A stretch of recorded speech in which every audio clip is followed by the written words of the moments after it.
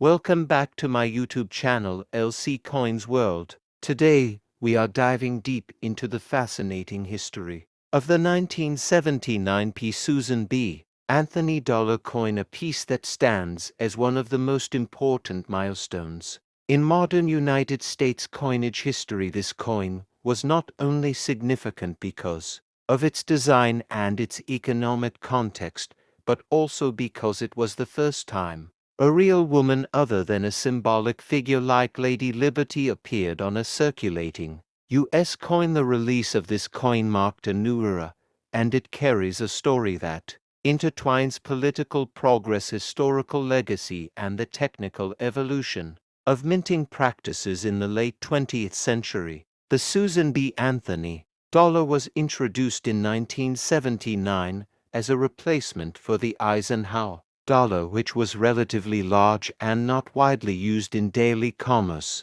Congress authorized the new coin in 1978, intending to create a smaller dollar that would be easier to carry and more efficient to produce. The design was meant to honor Susan B. Anthony, a pivotal leader in the American women's suffrage movement whose tireless work played a crucial role in the eventual passage of the 19th Amendment, which granted women the right to vote. Her legacy was one of relentless advocacy for equality, and her appearance on this coin was both a tribute and a statement of progress. The obverse of the 1979 Susan B. Anthony dollar features a portrait of Susan B. Anthony designed by Frank Gasparro, the former chief engraver of the United States Mint. Gasparro based the portrait on a famous photograph of Anthony taken in the later years of her life. The inscription "Liberty" appears above her head with the phrase "In God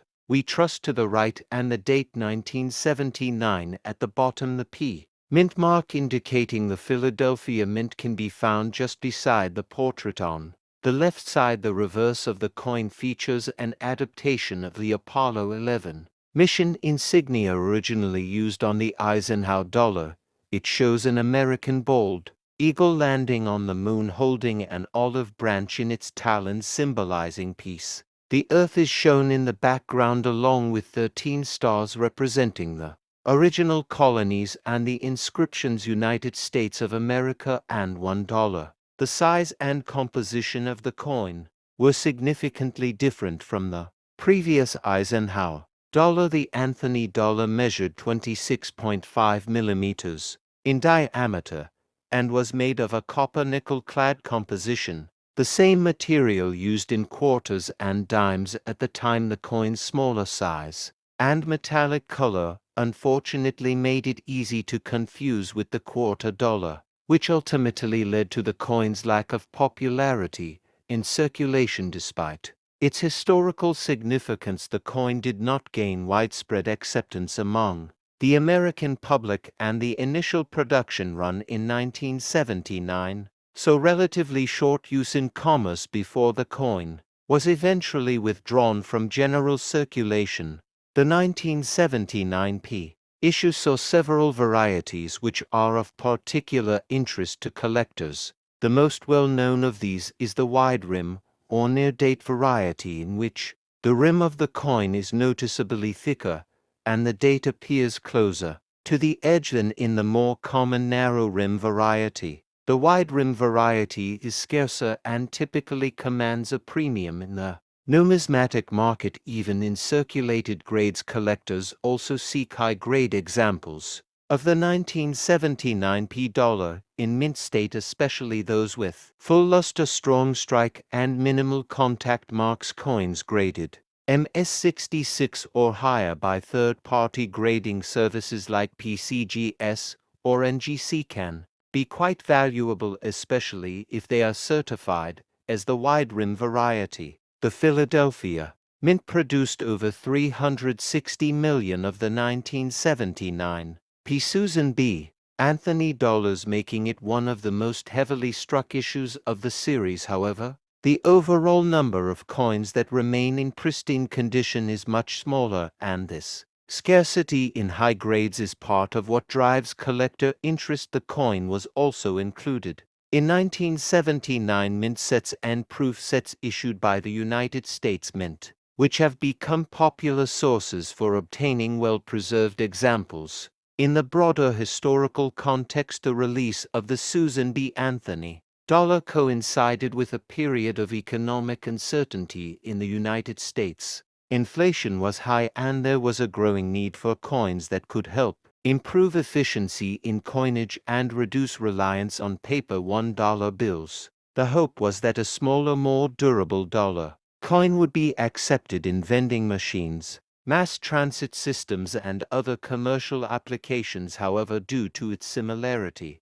to the quarter and lack of public enthusiasm, the Anthony dollar never achieved the widespread usage that the mint had envisioned, and production was halted in 1981, with a brief resurgence in 1999 to meet a temporary demand before the introduction of the Sacagawea dollar in 2000. Despite its commercial failure, the 1979 Susan B. Anthony dollar remains a symbol of progress and change. It opened the door for future dollar coins that would continue to honor diverse figures in American history. It also represented a pivotal moment in numismatic design as it departed from traditional allegorical minting process used to produce these coins in 1979, and the various varieties and eras that make certain pieces especially valuable today. We will also discuss the role of the Philadelphia Mint in the production of the 1979 issue, and the overall significance of this coin in the context of United States history. So whether you are a long-time numismatist or just getting started in coin collecting, this is a coin you need to understand. Its story is rich with political, cultural, and economic significance, and it continues to influence the way we think about coin design and representation to this day. Stay tuned and join us for a deep dive into the 1979 Susan B. Anthony dollar coin, only here on LC Coins World, where history lives in your pocket.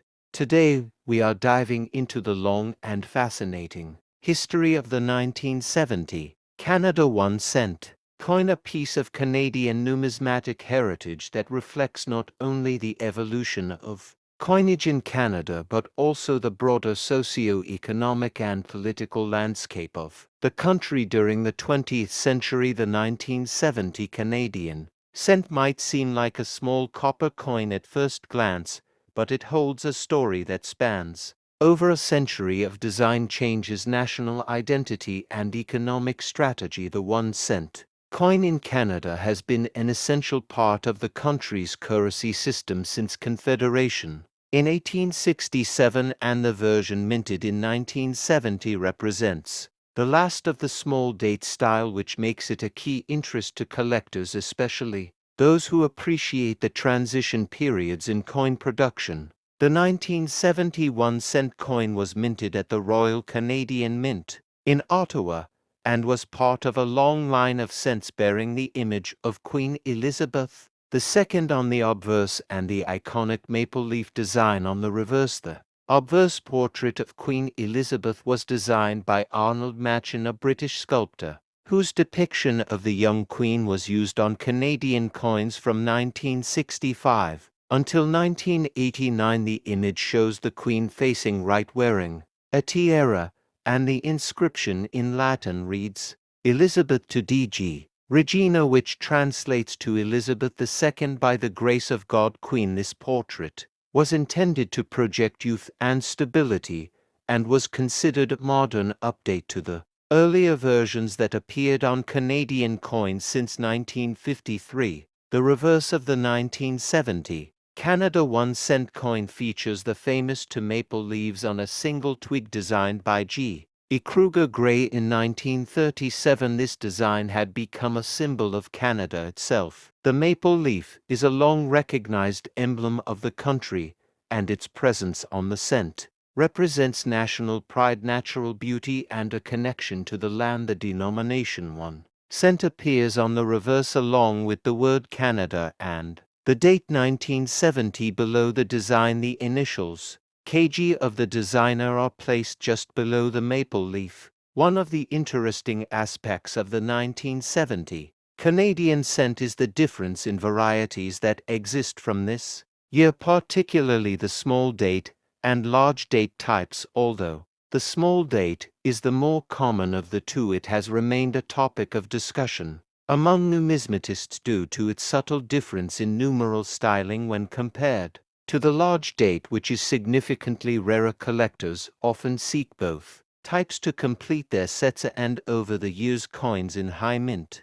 state condition have become increasingly desirable among enthusiasts. From a minting standpoint, the 1970 Canada 1-cent coin was struck in bronze, which was the standard composition for cents from 1965 until 1996. This bronze alloy consisted of 98% copper, 0.5% tin, and 1.5% zinc, which gave the coin its classic reddish hue. The diameter of the coin was 1905 millimeters and its weight was 3.24 grams. The coin featured a plain edge and was produced using traditional. The 1970 Canada cent marks a key point in the timeline of Canadian coins because it came during a decade of major change in Canadian coinage policy, including the gradual phasing out of silver in circulating coinage and the introduction of new denominations and designs. It was also a time when the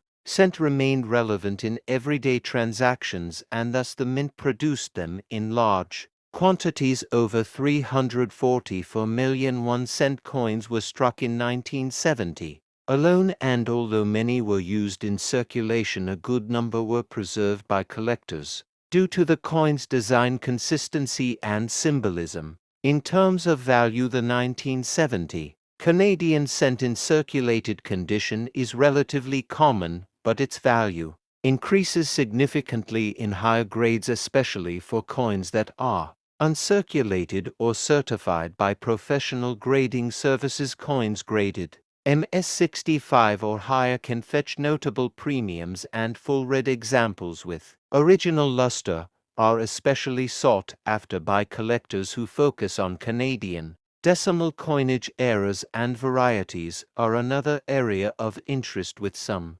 1970 cents known to have been struck slightly off-center or with die cracks, which adds another layer of intrigue and potential value to specific specimens. Beyond its numismatic importance, the 1970 Canadian 1-cent coin also serves as a cultural and historical artifact that reflects Canadian identity during a dynamic era. Canada in the early 1970s was redefining its position in the world, and the coinage from that time reflects a mixture of tradition and modernity as it preserved historical design elements while also embracing new production technologies and economic strategies that would eventually lead to significant changes in the monetary system, including the eventual removal of the cent from circulation in 2012. In this 2-hour video, we will explore every aspect of the 1970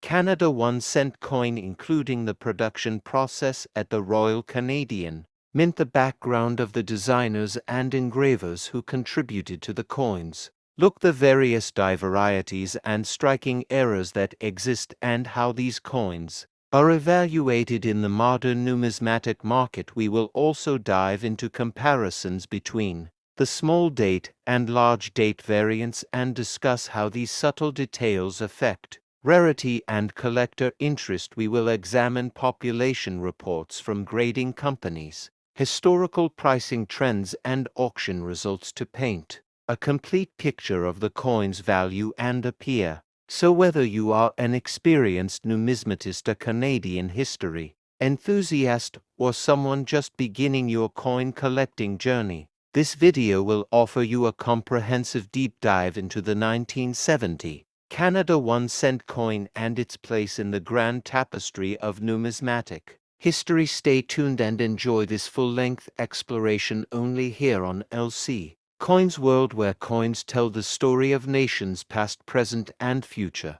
The composition of the 1957 Lincoln wheat penny is 95% copper and 5% tin and zinc. This was the standard composition for pennies from 1909 to 1982, with the exception of the steel cents produced in 1943. Due to wartime shortages, the weight of the coin is 3.11 grams and its diameter is 19.05 millimeters, making it consistent with other Lincoln wheat pennies produced during this time period. The edge of the coin is smooth with no reading. The 1957 D Lincoln wheat penny had a massive mintage with a total of 1,051,342,000 coins struck at the Denver Mint. This high production number makes it a relatively common coin, and, as a result, most circulated examples are only worth a few cents. However, high-grade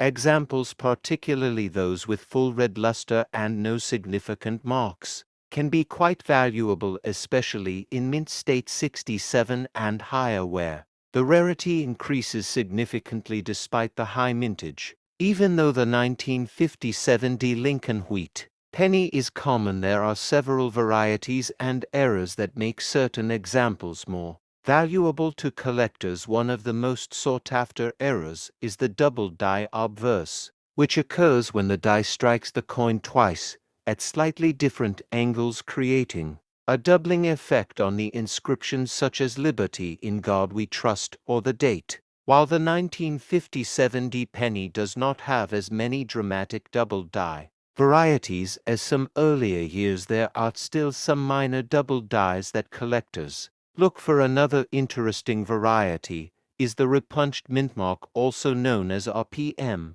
This occurs when the D mintmark was struck multiple times in slightly different positions before the final strike, creating a doubled or sometimes even tripled mintmark effect. Additionally, some coins exhibit B die break errors, which appear as a small vertical line between the B and E in Liberty caused by a die crack. Other errors include off-center strikes where the design is shifted due to improper die alignment, and cud errors where part of the die breaks off, leaving a raised blob of metal on the coin. When it comes to grading the condition of a 1957 D Lincoln wheat penny plays a significant role in its value. Circulated coins in grades G4 to VF30 are worth between 3 to 10 cents each, while those in higher circulated grades can fetch slightly more. In uncirculated condition, the value increases dramatically. MS60 to MS62 coins typically sell for around 50 cents to $1.